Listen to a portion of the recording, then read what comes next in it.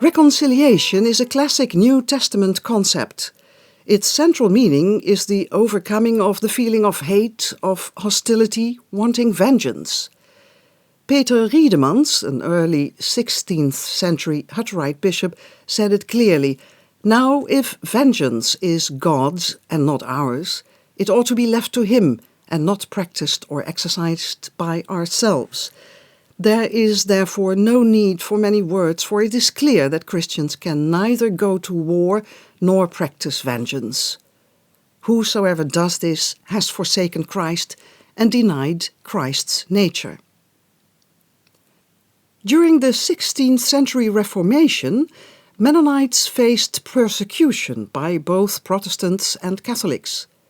In the late summer of 2012, under a linden tree in northern Germany, which according to legend was planted by Menno, the Lutheran World Federation formally apologized to the Mennonite World Conference for their church's participation in the torture and execution of Anabaptist martyrs nearly 500 years ago.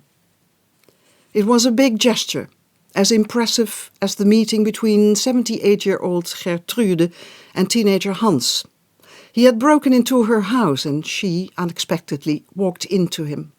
She got the scare of her life. Hans fled, what was later comprehended.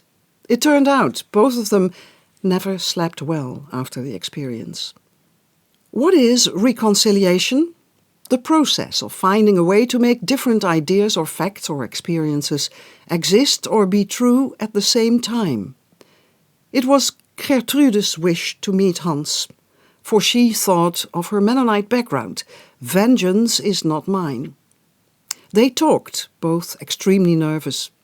In the end, Gertrude realized Hans was not the mass murderer she had pictured in her mind, and Hans realized how much he had scared her.